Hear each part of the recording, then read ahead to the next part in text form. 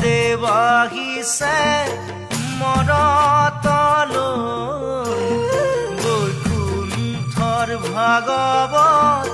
বিলাই দিবলৈ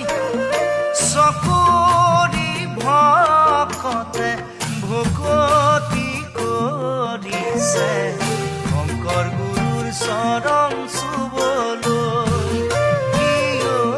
ৰাম শংকৰ গুৰুৰ চৰণ